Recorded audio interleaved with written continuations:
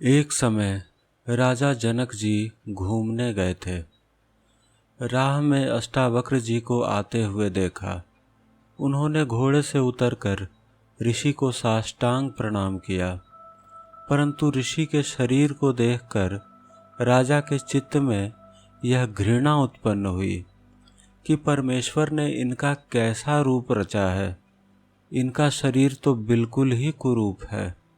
ऋषि के शरीर में 8 जगह कुब्ज था, इसी से उनका शरीर देखने में कुरूप प्रतीत होता था।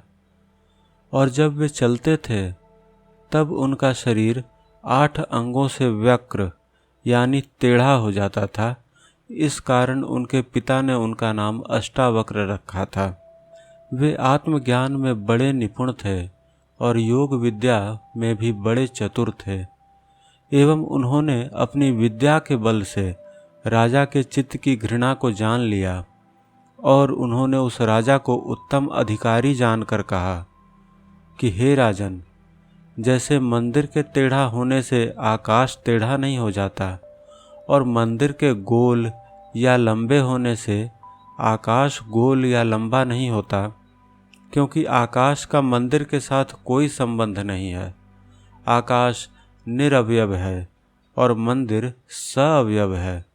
वैसे ही आत्मा का भी शरीर के साथ कोई संबंध नहीं है, क्योंकि आत्मा निरअवयव और शरीर सअवयव है। आत्मा नित्य है और शरीर अनित्य है। शरीर के वक्र आदि धर्म आत्मा में कदापि नहीं आ सकते। अतएव हे राजन, ज्ञानवान को आत्मदृष्टि रहती है और अज्ञानी की चर्म दृष्टि रहती है। इस कारण आप चर्म दृष्टि को त्याग दें और आत्मदृष्टि को ग्रहण करके मेरी आत्मा को देखें।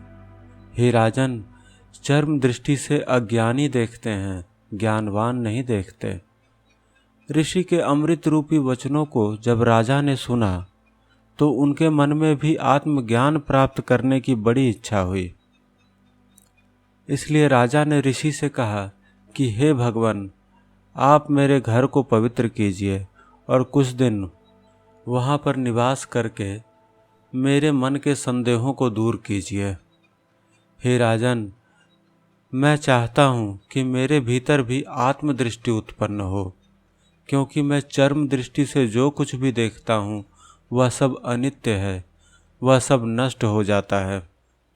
हे राजन, मुझे आप आत्मदृष्टि प्रदान करें। अष्टावक्र ऋषि राजा की प्रार्थना को सुनकर राजा के साथ आए और राजा ने अपने घर में एक उत्तम स्थान निश्चित करके एक सिंहासन पर अष्टावक्र जी को बड़े आदर के साथ बिठाया और राजा उनसे अपने संदेहों को पूछने लगे। इसी राजा के प्रश्न और अष्टावक्र जी के उत्तर से यह अष्टावक्र गीता नामक ग्रंथ बना है। यह आत्म कल्याण के इच्छुक साधकों के लिए परम उपयोगी ग्रंथ है। इसे 21 प्रकरणों में विभाजित किया गया है, जिसे हम एक एक करके सुनेंगे। इसका पहला प्रकरण। राजा जनक जी पूछते हैं कि हे प्रभु, हे अष्टावक्र, हे मुनि, ज्ञान प्राप्ति का क्या उपाय है? मेरी मुक्ति किस प्रकार होगी? वैराग्य कैसे प्राप्त होता है? आप कृपा करके मुझे बतलाइए। जनक जी का यह प्रश्न अनोखा है, क्योंकि हमारा तो प्रश्न होता है कि धन कैसे प्राप्त होगा, जीवन में और ऐशो आराम कैसे प्राप्त होगा, और नाम कैसे होगा संसार में, लोग हमारी पूजा कैसे करेंगे, हमें आदर सत्कार कैसे मिलेगा इत्यादि। और इनके ऊपर कई किताबें भी लिखी जा चुकी हैं। परंतु जनक जी ने संसार से बिल्कुल हटकर प्रश्न किया है। इसका अर्थ है कि जनक जी ने संसार को असार तो समझ ही लिया है। जनक जी ने इतना ज़रूर जान लिया है कि संसार का अंत नहीं है। इसमें कितना भी प्राप्त करो कभी पूरा नहीं होता, हमेशा और की लालसा बनी ही रहती है, क्योंकि इससे तनिक भी तृप्ति नहीं होती। जैसे कबीर दास जी ने कहा है ना, कस्तूरी का मृग जो फिर ढूंढे घास। वह मृग तो कस्तूरी का है, उसके पास में कस्तूरी है, लेकिन बेचारा घास ढूंढता रहता है कि ये जो सुगंधी है ये कहीं घास से आ रही है। वो सुगंधी उसके शरीर में जो कस्तूरी है वहाँ से आती है, परंतु वो बेचारा हिरण घास को ढूंढता रहता है सारे जीवन, और ढूंढते ढूंढते ही मर जाता है। जनक जी को इतना समझ में आ गया कि उन्हें कस्तूरी का हिरण नहीं बनना है। कस्तूरी के हिरण की तरह सारा जीवन घास ढूंढते ढूंढते व्यतीत नहीं कर देना है। अब वो खाक नहीं छानना चाहते, अब वो अपने भीतर ढूंढना चाहते हैं। इसलिए उन्होंने यह अद्भुत प्रश्न किया। उनका प्रश्न सुनकर अष्टावक्र जी बड़े प्रसन्न हुए और अष्टावक्र जी ने भी अपना हृदय खोल दिया, अपने ज्ञान के भंडार को खोल दिया। अष्टावक्र जी ने कहा कि हे तात, हे राजन, यदि तुम वास्तव में मुक्ति चाहते हो, संसार चक्र से छूटना चाहते हो, तो विषयों को विष के समान छोड़ दो और क्षमा, सरलता, दया, संतोष एवं सत्य का अमृत के समान सेवन करो। अष्टावक्र जी ने बड़ा ही कठोर बात कहा। सीधे कह दिया कि तुम विषयों को विष के समान छोड़ दो। अब प्रायः लोग तो विषयों के पीछे ही लगे हैं। कोई स्त्री के पीछे लगा है कि हमें स्त्री से बड़ा सुख मिल जाएगा, और आपने देखा होगा कि स्त्री को टीवी पे और फिल्मों में बड़ा ही भव्य बनाकर, सुंदर बनाकर दिखाया जाता है कि यह सुंदरता की मूर्ति है यह स्त्री। आपने देखा होगा कितने सारे खाने के ऐप्स चल रहे हैं, फूड ऐप्स, तरह तरह का भोजन करें, तरह तरह का स्वाद लें। हम सब तो विषयों को ढूंढ रहे हैं, परंतु अष्टावक्र जी ने इतना कठोर कैसे कहा? सीधे कहा विषयों को विष के समान छोड़ दो। अगर शायद अष्टावक्र यहाँ रहते, हमारे बीच में रहते, तो इतने कठोर शब्द नहीं कहते। अष्टावक्र कुछ घुमा फिरा कर कहते, परंतु वो जनक के सामने हैं जो सीधे पूछ रहे हैं मुझे मुक्ति चाहिए, मैं यहाँ तड़प रहा हूँ, इस अशांति में, इस अग्नि में जल रहा हूँ। अनेक अनेक विषय, अनेक अनेक विचार मुझे अपने से भटका रहे हैं, अपने भीतर नहीं जाने देते। संसार मुझे बाहर खींच रहा है। हे मुने, आप मुझे वो ज्ञान दें जिससे मैं इस संसार से मुक्त हूँ और अपने केंद्र, अपने आप में स्थित हो सकूं। तभी अष्टावक्र जी ने सीधे कहा कि विषयों को विष के समान समझो और क्षमा। सबसे पहला जो गुण बताया है वो है क्षमा, यानी छोड़ दो। ईंट का जवाब पत्थर से मत दिया करो। भगवान बुद्ध ने एक बड़ी ही सुंदर उदाहरण दिया अपने भक्तों को। भगवान बुद्ध ध्यान में बैठे थे, उधर कोई व्यक्ति आया बड़े क्रोध में, कुछ बोला नहीं, बस वैसे ही भयंकर क्रोध में तिलमिलाता हुआ भगवान बुद्ध के ऊपर थूक गया। यह दृश्य उनके सारे भक्तों ने देखा, जितने भी शिष्य थे सब देखते रह गए। भगवान बुद्ध ने भी अपनी आंखें खोली और उस थूक को पोंछ दिया। पोंछ कर वो पुनः ध्यान में चले गए। वह व्यक्ति भी कुछ न कह सका, वह भी चुपचाप चला गया। भगवान बुद्ध के शिष्यों ने कहा कि हे प्रभु, आपने ऐसा क्यों किया? आपको तो इसका जवाब देना चाहिए था, और अगर किसी कारणवश आप नहीं देना चाहते, या आप अपने बुद्धत्व को रखना चाहते हैं, या आप अपने स्तर से नीचे नहीं गिरना चाहते, तो आप हमें बताइए, हम इसका मुंह तोड़ जवाब देंगे, हम इसे इसकी औकात बता देंगे। आज इसने जो कृत्य किया है यह जीवन भर पछताएगा, और इसके बाद कोई दूसरा व्यक्ति ऐसा कृत्य करने की सोच भी नहीं पाएगा। हे बुद्ध, आप कहें तो हम इसका उपाय कर दें। इस पर भगवान बुद्ध ने कहा कि हे शिष्यों, हमें इस व्यक्ति से झगड़ा नहीं करना है, यह हमारे जीवन का उद्देश्य नहीं है। झगड़े में पड़ करके तो हम अपने उद्देश्य को भूल जाएंगे। जो सबसे बड़ा नुकसान है, वह व्यक्ति कुछ कहना चाहता था जो कह नहीं सका, जो कह नहीं पाया, उसके पास शब्द नहीं थे तो वह थूक कर चला गया है। इसी प्रकार से उसने कह दिया, यह उसकी बात थी। उससे हम अपना संतत्व क्यों छोड़ दें? हम अपने वर्षों की साधना को क्यों खराब करें? उस व्यक्ति के लिए, उसे जवाब देने के लिए, उसे भी जवाब मिल गया, वह भी चला गया। शायद वह भी शांत हो जाएगा कुछ समय के बाद, परंतु झगड़ा करने से तो अशांति ही बढ़ेगी। और भगवान बुद्ध ने कहा कि ईंट का जवाब पत्थर, और फिर उसका जवाब और भी बड़ा पत्थर, और उसका जवाब फिर और भी बड़ा पत्थर। इस तरह से तो झगड़ा बढ़ता ही जाएगा, कभी शांत नहीं होगा। आपने सुना होगा कि छोटे छोटे झगड़े बहुत बड़े झगड़ों में बदल जाते हैं, और ऐसे झगड़े जो सालों साल चलते रहते हैं।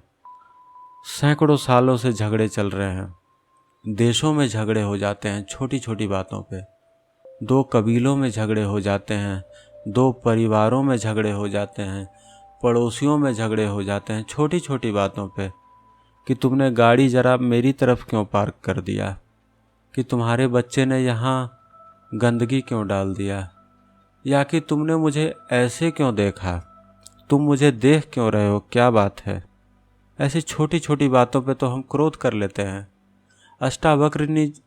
अष्टावक्र जी ने जो पहला गुण बताया है वो है क्षमा, कि संसार में अगर आपको आगे बढ़ना है तो बहुत चीज़ों को आपको छोड़ना पड़ेगा। अनावश्यक जो खरपतवार है, घास पात है, जो अनावश्यक के झमेले झगड़े, उनको आपको छोड़ना होगा। आपको क्षमा अपनाना पड़ेगा।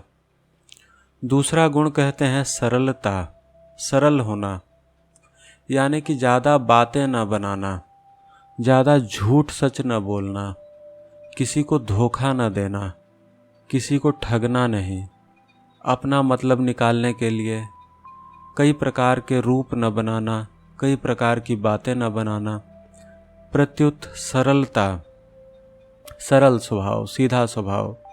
भगवान राम कहते हैं ना कि निर्मल मन जन सो मोहि पावा, मोहि कपट छल छिद्र न भावा, कि मुझे वही प्राप्त करता है जो निर्मल होता है, जो कपट करता है, छल करता है, वह व्यक्ति मुझे प्राप्त ही नहीं कर सकता। वह व्यक्ति तो संसार में ही रचा पचा है। इसलिए मोक्ष प्राप्ति के लिए सरलता परम आवश्यक है। फिर अष्टावक्र जी कहते हैं दया, अर्थात थोड़ी दया करें जीवों पे, समझें दूसरों को। आपने देखा होगा कि लोग बात बात में झगड़ा करने लगते हैं, एक दूसरे पे आक्षेप करते हैं, गालियां देते हैं। वो नहीं समझते कि दूसरे को कैसा लगता होगा, दूसरा क्या सोचता होगा, मैं किसको चोट पहुंचा रहा हूँ, इस पर हम विचार ही नहीं करते। यहाँ अष्टावक्र जी कहते हैं कि आप दया रखें, दूसरों के कष्ट को समझें। हम तो केवल भोजन करने के लिए जीवों की हत्या कर देते हैं कि आज बढ़िया भोजन करेंगे, कुछ स्वाद के लिए केवल। हम सोचते तक नहीं कि दूसरे पे क्या बीत रही है।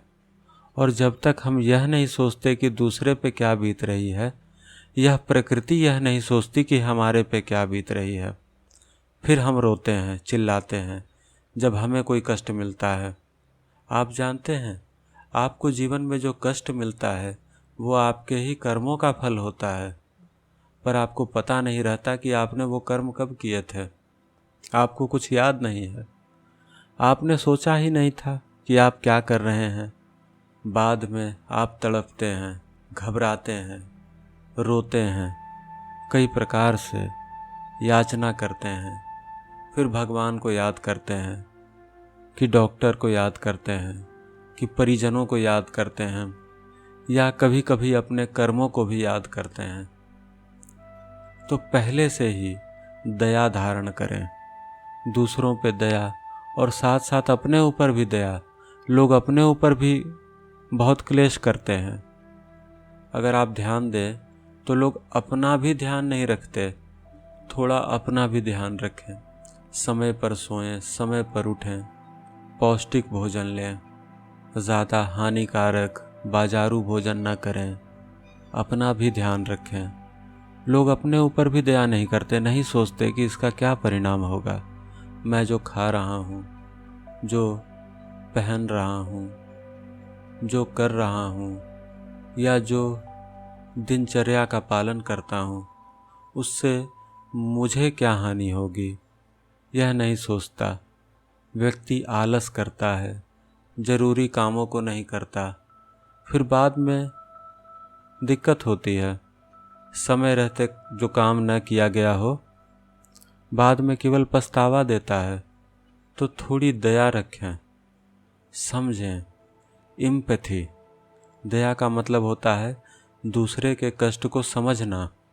आगे अष्टावक्र जी कहते हैं संतोष, अर्थात सांसारिक वस्तुओं में संतोष। क्योंकि जहाँ संतोष नहीं है वहाँ पे तृष्णा की आग है। आग इसलिए कह रहा हूँ क्योंकि तृष्णा कभी पूरी नहीं होती है, ये और बढ़ती जाती है, धधकती जाती है। जैसे हमने हिरण का उदाहरण दिया ना, वह हिरण बेचारा कस्तूरी ढूंढता रहता है बाहर में, और बाहर में केवल घास है, कस्तूरी नहीं है।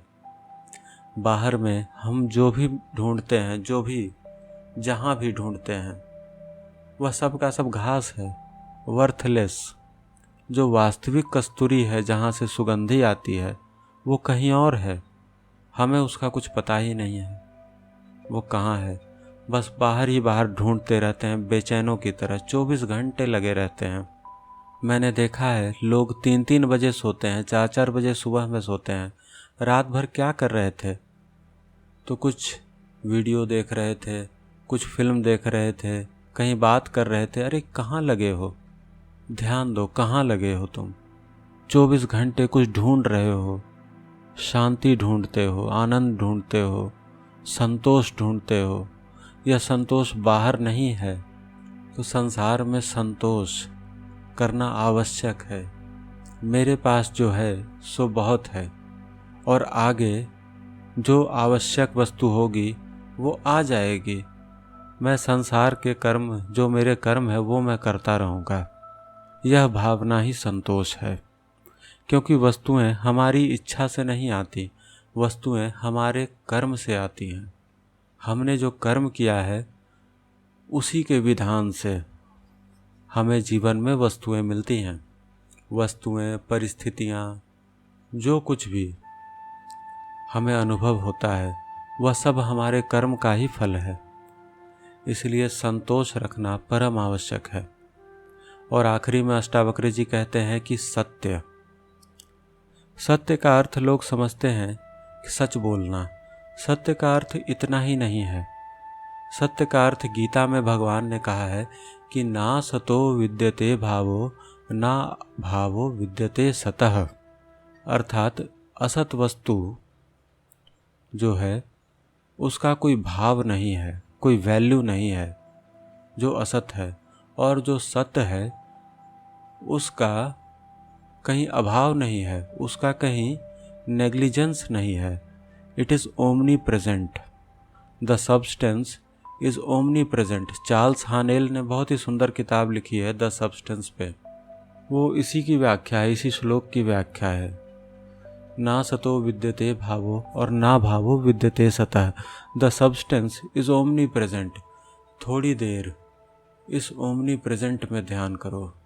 यह सब जगह भरा है, लबालब भरा है, परिपूर्ण है, एकदम कॉन्टिनम में। इसमें कोई ब्रेक नहीं है, यह क्वांटाइज्ड नहीं है, यह बिल्कुल कंटिन्यूअस है।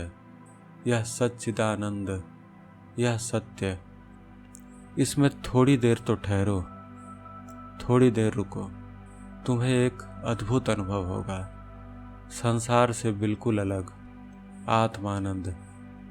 भगवान कहते हैं ना, अजोयम शाश्वतोयम पुराणो न हन्यते हन्यमाने शरीरे।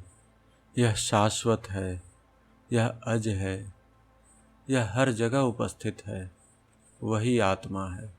इसी को श्री कृष्ण गीता में सत्य कहते हैं। यही सत्य है।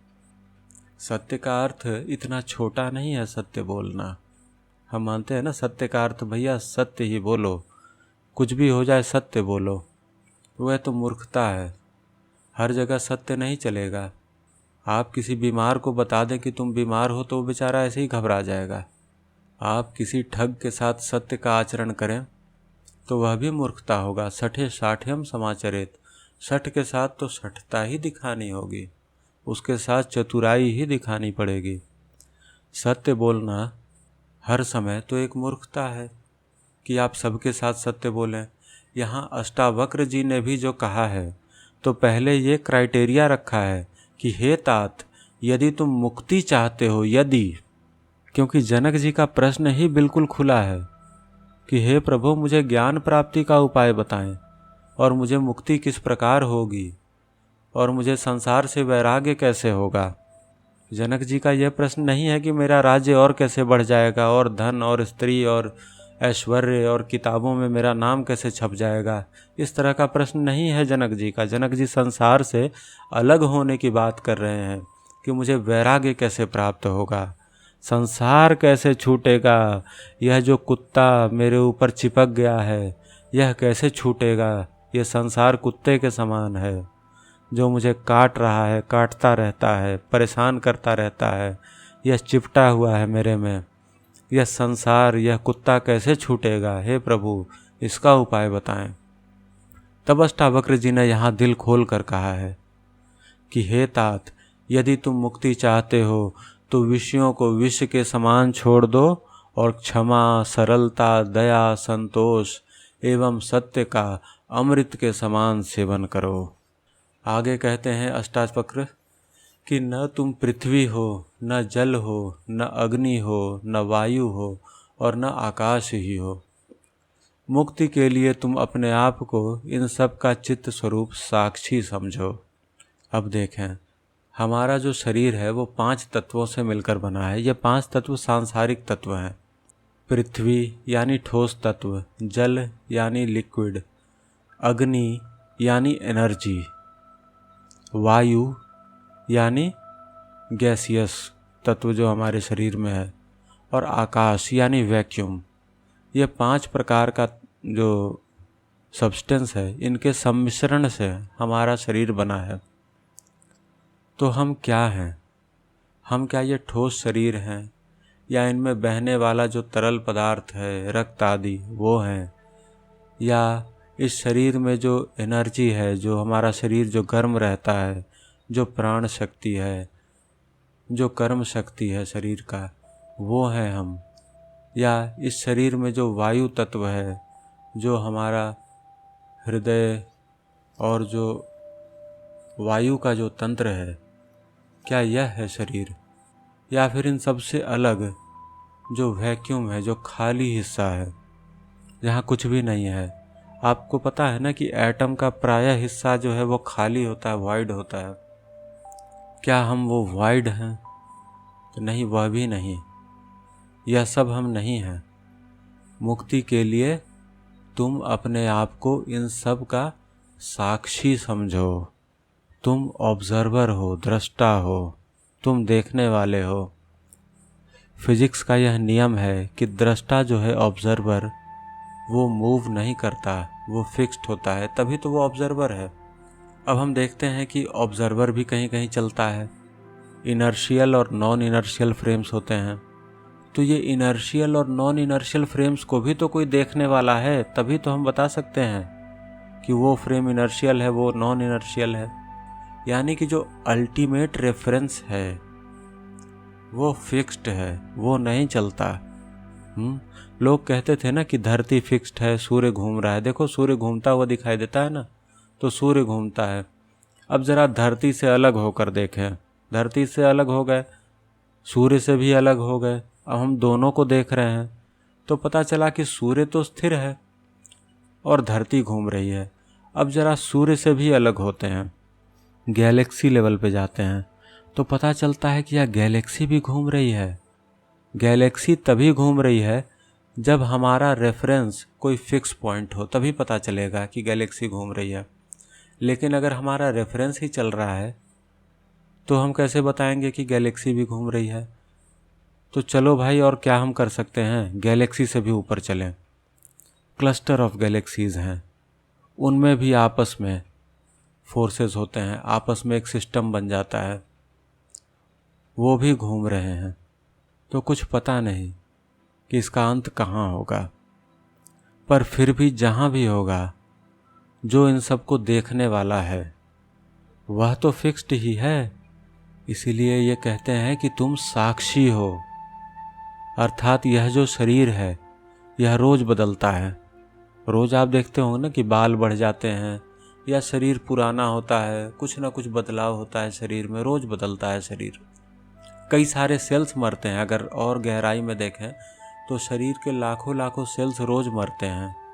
रोज न जाने कितने बदलाव होते हैं शरीर में, शरीर के अंग प्रत्यंग में बदलाव होते हैं, परंतु हम तो नहीं बदलते, हम तो वही के वही हैं। आप सबका अनुभव होगा कि क्या आप बदल गए हैं? क्या आप में कोई बदलाव हुआ है? बचपन से आप विचार करें, या आप वही के वही हैं? बाहरी चीज़ें बदल जाती हैं। आप साल 2 साल बाद अगर अचानक अपना चेहरा देखें तो शायद आप अपना चेहरा नहीं पहचान पाएंगे। आपको लगेगा कहीं इसको देखा है मैंने पहली झलक में। फिर शायद आप बोले नहीं दूसरों को, पर आप चुपचाप पहचान लेंगे, अरे ये तो मेरा ही चेहरा है। तो आपका कैसे हुआ? यह चेहरा आपका कैसे है? इसका आपसे कोई संबंध नहीं है। क्या जन्म से पहले यह चेहरा था, और क्या मृत्यु के बाद यह चेहरा बचेगा? और अगर बचेगा भी तो किस रूप में बचेगा? बचेगा तो ज़रूर, क्योंकि सब्सटेंस का भी नाश नहीं होता है, एलिमेंट्स का खात्मा नहीं होता, ये किसी न किसी रूप में रहेगा, या राख के रूप में रहे, या कहीं धरती के अंदर दबा रहे, कीड़े मकोड़ों का भोजन बन जाए, कैसा भी रहे, पर कैसा होगा आप बताइए। और क्या आप में कोई बदलाव आया है? इस पर ध्यान दीजिए। अष्टावक्र जी कहते हैं कि आप साक्षी हैं। हे राजन, यह दूसरा श्लोक है अष्टावक्र जी के उपदेश का। पहला तो उपदेश था कि विषयों को विष के समान छोड़ दो, जो बाहरी दुनिया है उसमें रचना पचना छोड़ दो, और दूसरे जीवों के साथ झगड़ा झंझट वैमनस्य इत्यादि इन चीज़ों को बिल्कुल समय खराब मत करो। इन चीज़ों में इन सब को छोड़ो और असली मुद्दे पर आओ। और दूसरे ही श्लोक में इन्होंने मुद्दा रख दिया कि हे राजन, तुम साक्षी हो, इस साक्षी के आनंद में डूबो। अभी छोड़ो इस शरीर को, अभी छोड़ो। शरीर से कोई मोह ममता हो तो उस पर ध्यान दो। कौन सी ममता रख लोगे? क्या कर लोगे तुम? अभी अगर छत गिर जाए तो तुम खत्म हो जाओगे, कोई पेड़ गिर जाए तो शरीर नष्ट हो जाएगा, पर क्या तुम में कोई बदलाव आया है बचपन से अभी तक? तुम तो वही के वही हो, जस का तस, वही व्यक्ति। हे राजन, तुम हो दृष्टा, असली दृष्टा तुम ही हो, द ऑब्जर्वर। यह सब संसार, शरीर, वस्तुएं, यह सब बदलती हैं, रोज बदलती हैं। इसीलिए तो बदलती हैं क्योंकि तुम फिक्स्ड हो। अगर तुम भी बदलते रहते तो तुम्हें पता नहीं चलता क्या हो रहा है। इसे समझो। विद्धि शब्द का प्रयोग किया है, इसे अपने धी में, अपने बुद्धि में उतारो, इसे जानो।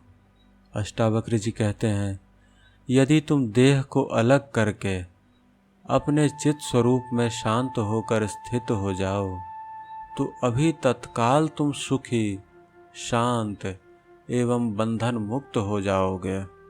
ये 3 दुख हमारे भीतर मौजूद हैं। हम इतने व्यस्त हैं कि हमें ये 3 दुख दिखाई ही नहीं देते। ये 3 दुख हैं शरीर और वस्तुओं के खोने का डर। दूसरा दुख है अशांति, हम बेचैन हैं, हमें नहीं पता कि हमारा लक्ष्य क्या है, हम किधर जा रहे हैं, क्या कर रहे हैं, क्या करना चाहते हैं। थोड़ी देर पहले हमने विचार किया था कि चलो आज ये पढ़ाई करनी है, पढ़ाई करने गए, पर उससे पहले ही विचार आया कि नहीं नहीं, अभी ये एक और काम करना था, वो कर लें पहले ज़रा दुकान घुमाएं, ज़रा बाहर बाज़ार से आ जाएं। बाज़ार गए, फिर विचार आया कि चलो ये खरीद लेते हैं, शायद इससे कुछ कमी की पूर्ति हो जाएगी, शायद इससे मेरा काम बन जाएगा। मन 24 घंटे अशांत है और हमारा तीसरा दुख है बंधन। हम परिस्थितियों में बंधे हैं। हम चाह कर भी वो नहीं कर पाते जो हम करना चाहते हैं। हमारे ऊपर बहुत सारी जिम्मेदारियां हैं। ये जिम्मेदारियां, ये बंधन हमारे कर्मों का ही फल है। हमें अपने माता पिता के आशा को पूर्ण करना है, हमें समाज को भी खुश करना है, हमें अपने को भी अच्छा दिखाना है कि हम भी अच्छे हैं, किसी काम के हैं, हम भी बुरे नहीं हैं। हमें लोगों के नज़रों में भी अच्छा दिखना है। उसके बाद इंद्रियों की चिंता, हमें अच्छा भोजन भी करना है। हमें स्वादिष्ट से स्वादिष्ट भोजन भी चाहिए। हमें स्त्री भी चाहिए या पुरुष भी चाहिए, इसकी भी इच्छा है। तो 24 घंटे हम इन चीज़ों के बंधन में बंधे हैं। अष्टावक्र जी कहते हैं कि यदि तुम देह को अलग करके अपने स्वरूप में शांत होकर स्थित हो जाओ तो तुम इन तीनों दुखों से पार पालोगे। तुम सुखी, शांत और बंधन मुक्त हो जाओगे अभी के अभी। इसमें देरी नहीं है। तुलसीदास जी कहते हैं कि शंकर सहज स्वरूप संभारा, लागी समाधि अखंड अपारा। भगवान शंकर ने अपने स्वरूप को संभाला, बस संभाला, कुछ नहीं किया। न किसी गुरु के पास गए, न किसी किताब को पढ़ने गए, न कोई संकल्प लिया बहुत बड़ा, कुछ भी नहीं। बस बैठे बैठे अपने स्वरूप पे ध्यान किया, अपने ऊपर ध्यान किया। संसार वहीं शून्य हो गया और अखंड अपार समाधि लग गई। अपना सहज स्वरूप जो आप हैं वास्तव में, वही आपका सहज स्वरूप है। शंकर ने अपना सहज स्वरूप संभाला। यही है ध्यान विधि। इसी को अष्टावक्र कहते हैं कि तुम अपने चित्त स्वरूप में शांत होकर स्थित हो जाओ तो अभी तत्काल ही तुम परम शांति, परम आनंद, परम सुख एवं बंधन मुक्त हो जाओगे। तुम्हें अपने स्वरूप का दर्शन हो जाएगा। तुम कौन हो यह तुम्हें पता चल जाएगा। हे जनक, न तुम किसी वर्ण के हो, न किसी आश्रम के हो, और न तुम कोई पदार्थ हो, न तुम्हारा किसी के साथ कोई संबंध है और न तुम्हारा कोई आकार है। हे राजन, तुम इस विश्व के साक्षी हो, इसलिए तुम सुखी और निश्चिंत हो जाओ। यहाँ राजा ध्यान में जा रहे हैं। राजा अपने शरीर को छोड़ रहे हैं। हम जो मानते हैं कि हम इस जाति के हैं, इस कुल के हैं, यहाँ अष्टावक्र जी साफ कहते हैं कि तुम किसी वर्ण के नहीं हो, तुम किसी जाति के नहीं हो। अर्थात जो तुम शरीरों से, कर्मों से भेद करते आए हो, यह सारा भेद समाप्त हो गया। कोई भेद नहीं रहा, क्योंकि शरीर से यहाँ मतलब ही नहीं रहा, कोई लेना देना ही नहीं रहा। शरीर अपनी जगह बैठा है। तुम इस शरीर के भी साक्षी हो गए हो। हे राजन, तुम न ही कोई आश्रमी हो, अर्थात विद्यार्थी, ब्रह्मचारी, गृहस्थी, वानप्रस्थी, सन्यासी, इन सब से कोई मतलब नहीं है। हम सोचते हैं कि सन्यासी ही ज्ञान का पात्र है, पर यहाँ अष्टावक्र जी इसको बिल्कुल गलत कहते हैं कि ज्ञान का पात्र किसी आश्रम से मतलब नहीं रखता है। ज्ञान का पात्र तो हर व्यक्ति है, हर जीव है, जो बाहर से भीतर आ जाए, बाहरी से भीतरी बन जाए, बाहरी वस्तुओं का त्याग कर दे, वह भीतर अपने भीतर स्थित हो जाए, वह निराश्रमी है, वह निर्वर्णी भी है।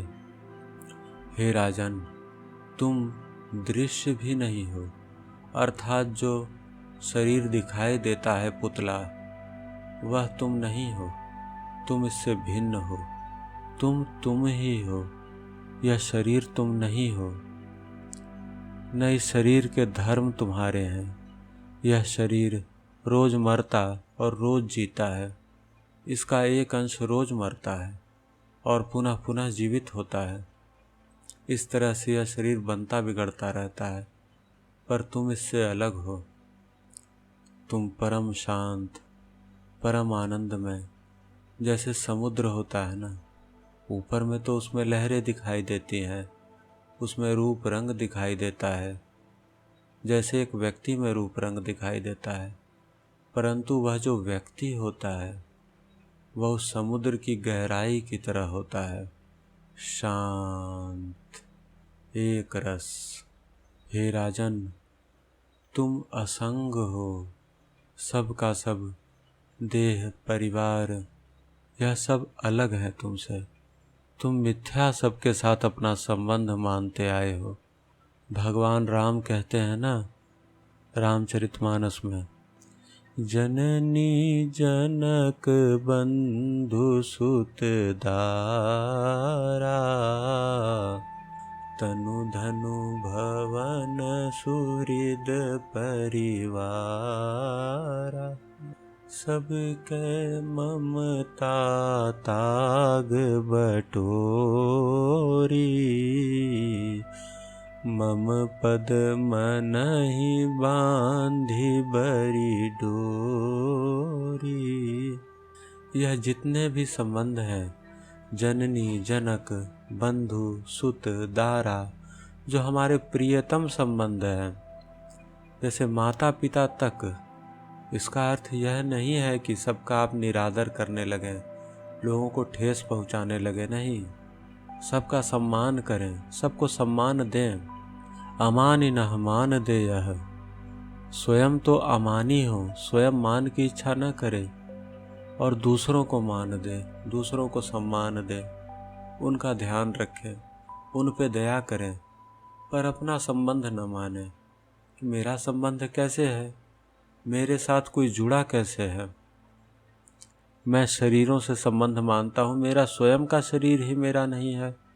भाषा में कह देते हैं मेरा शरीर, लेकिन यह मेरा कैसे है? यह तो एक मांस पिंड है। हे राजन, तुम असंग हो। आगे कहते हैं मुनि कि हे राजन, तुम निराकार हो, और हे राजन, तुम विश्व साक्षी हो। तुम सब कुछ के साक्षी हो, पूरे विश्व के, पूरे यूनिवर्स के तुम साक्षी हो। अर्थात ये सारा का सारा यूनिवर्स तुम्हारे सामने फीका है, छोटा है। यह सारा का सारा यूनिवर्स रोज़ बदलता है, रोज़ अपनी चाल चलता है, पर तुम इसके साक्षी हो। यूनिवर्स में चेंजेस हो रहे हैं ना, इवोल्यूशन हो रहा है रोज़ रोज़। यूनिवर्स की एंट्रोपी बढ़ती जा रही है, धीरे धीरे इसमें एक्सप्लोजन की संभावना बढ़ती जा रही है, क्योंकि हीट बढ़ रहा है, रैंडमनेस बढ़ रहा है। तो अरबों खरबों साल बाद यह संसार, यह यूनिवर्स नष्ट होगा, इसमें प्रलय होगी। क्योंकि कोई भी वर्क होता है तो उसमें एंट्रोपी तो बढ़ती ही है, कोई भी वर्क हो। तो यहाँ से यह साबित होता है कि रैंडमनेस बढ़ता ही जाएगा दिन प्रतिदिन। और साइंटिस्ट ने कुछ एज भी इसका निकाला है कि एक समय के बाद यह संसार नष्ट हो जाएगा। तो इसका अर्थ है कि आप इस संसार से कुछ ऊंची गुणवत्ता के हैं, आप कुछ विशेष हैं, कुछ अलग हैं। अष्टावक्र जी कहते हैं कि हे विभो, धर्म अधर्म, सुख दुख केवल मन से ही संबंध रखते हैं, तुमसे नहीं। तुम न करता हो और न भोगता हो, तुम स्वरूपतः नित्य मुक्त ही हो। अष्टावक्र जी एक कदम और आगे बढ़ जाते हैं। अब ये कहते हैं कि धर्म और अधर्म भी तुमसे अलग हैं। ऐसा कौन सा पंडित होगा, कौन सा ज्ञानी होगा जो कहेगा कि धर्म और अधर्म दोनों अलग हैं, दोनों को ही फेंक दो, न धर्म के पीछे भागो और न अधर्म के पीछे भागो। यह क्या कह रहे हैं अष्टावक्र? बहुत डाउटफुल है, क्योंकि सब तो कहते हैं कि सत्यम वद धर्मम चर, धर्म का आचरण करो। धर्म उसी को धारण करता है जो धर्म को धारण करता है, इत्यादि हमने कई बातें सुनी हैं। पर यहाँ अष्टावक्र कुछ अलग कह रहे हैं कि तुम्हारा धर्म से भी संबंध नहीं है, और ना ही जो अधर्म कहा जाता है उससे भी तुम्हारा कोई संबंध है। इन दोनों से ही तुम अलग हो, क्योंकि धर्म का फल होता है स्वर्ग। स्वर्ग यानी भोग, भोग विलास यानी इच्छा की पूर्ति। स्वर्ग में बताते हैं ना कि एक कल्प वृक्ष है, उसके नीचे व्यक्ति जो इच्छा करता है वो पूर्ण हो जाता है। तो धर्म का तो फल स्वर्ग है और अधर्म का फल नर्क है। नर्क में यातनाएं झेलनी पड़ती हैं, और यह धरती पे दोनों चीज़ें हैं। स्वर्ग और नर्क दोनों का नमूना यहाँ आपको धरती पे देखने को मिल जाता है। तो इस धरती पे रह के आप समझ सकते हैं कि स्वर्ग किस प्रकार का है और नर्क किस प्रकार का है। नर्क में बीमारियाँ, कष्ट, मन चाहा न होना, उल्टा हो जाना, व्यक्ति जो चाहे उसका उल्टा हो, हर समय चोट लगना, हर समय दुख प्राप्त करना, रोना चिल्लाना इत्यादि नर्क की व्याख्या की गई है। और स्वर्ग की व्याख्या की गई है कि जैसी इच्छा वैसी वस्तुएं मिल जाना, वह स्वर्ग की व्याख्या है। मन के अनुकूल चीज़ें होने लगना, वह स्वर्ग है। धरती पे दोनों चीज़ें मिलती हैं, यह बीच में माना गया है। अष्टावक्र जी कहते हैं कि यही मौका है कि तुम इस धर्म और अधर्म दोनों से ही अलग हो जाओ, दोनों को ही निकाल कर फेंक दो। इनका संबंध केवल तुम्हारे मन से है, तुमसे नहीं है। और मन कल्पनाओं में निपुण होता है, और यही कल्पनाएं व्यक्ति को जाल में फंसाते चली जाती हैं। आज कष्ट भोग लो, कल सुख प्राप्त होगा। सच्ची बात है। आज कोई व्यक्ति मेहनत करता है तो कल उसको धन मिल जाता है, मान मिल जाता है, समाज में बड़ाई हो जाती है। ठीक है, यह मन का जाल है, अष्टावक्र कहते हैं। और यही नहीं, सुख दुख भी मन का जाल है कि यह सुख है, यह केवल एक भ्रांति है। इंद्रियों को जो अनुकूल प्रतीत होता है, हम कहते हैं कि यह सुख है, तो उसका भी एक थ्रेशोल्ड होगा, एक सीमा होगी। उसके बाद सुख भी दुख बन जाएगा। आप मिठाई खाते ही चले जाएं, फिर आपकी क्या हालत हो जाएगी? फिर वही सुख दुख बन जाएगा। तो आप जिसको सुख मानते हैं वह सुख कैसे है? क्या वह आपके साथ रहता है? सुख या दुख दोनों ही चले जाते हैं। बीमारी आती है और जाती है, समृद्धि भी आती है और जाती है। हर दिन होत न एक समान।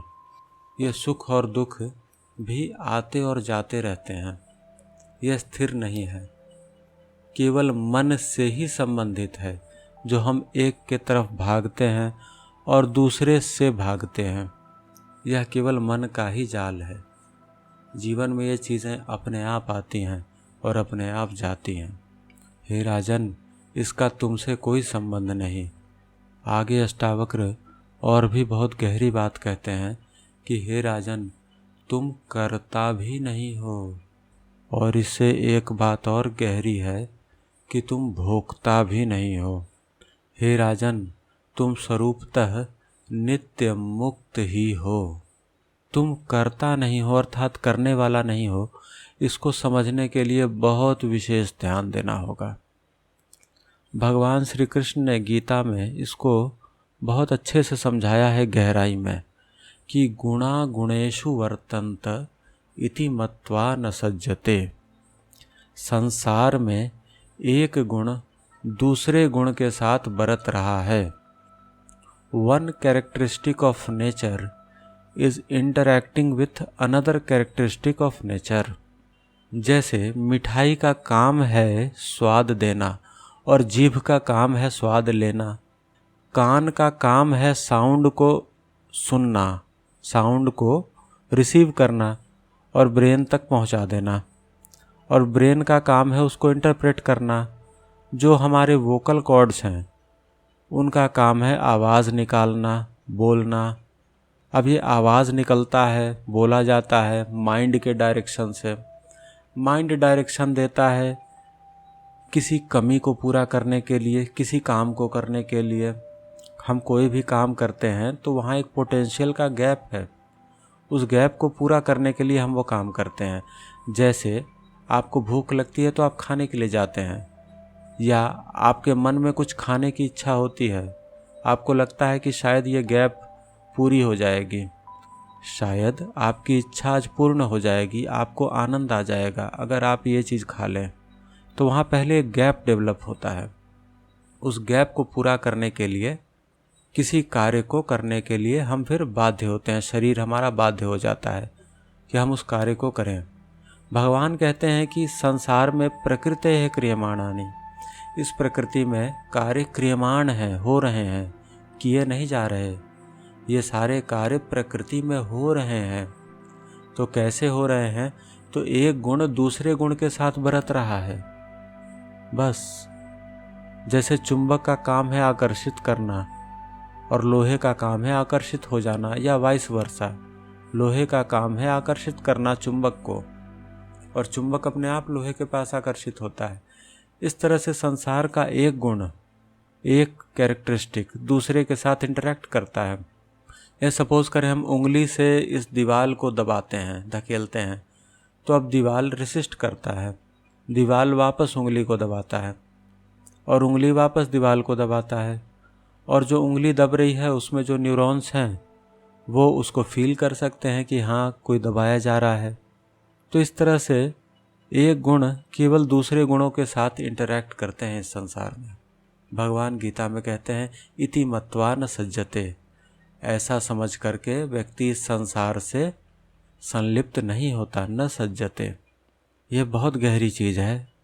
अगर आपको नहीं समझ में आए तो इस पे अभ्यास करें, विचार करें।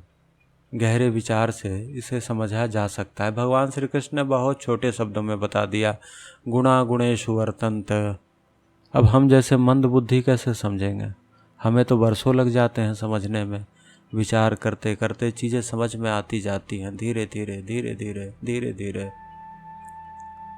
एक बार में थोड़ी समझ में आता है। हो सकता है समझ में ना आए शुरू में, पर इस पे ध्यान दें। जिन्होंने फिजिक्स पढ़ा होगा, लॉज पढ़े होंगे फिजिक्स के, वो देखें कि एक नियम दूसरे नियम के साथ इंटरेक्ट कर रहा है। एक गुण, एक नेचर, एक कैरेक्टरिस्टिक दूसरे कैरेक्टरिस्टिक के साथ इंटरेक्ट कर रहा है। इति, बस इससे ज़्यादा कुछ भी नहीं हो रहा है इस संसार में। भगवान कहते हैं इति मत्वा न सज्जते। भगवान ने तो इसे समझाया है। यहाँ अष्टावक्र सीधे कहते हैं कि तुम अनुभव करो इसको, ध्यान दो, गहरे ध्यान में जाओ। अष्टावक्र जी यहाँ बौद्धिक बात नहीं कर रहे हैं कृष्ण की तरह।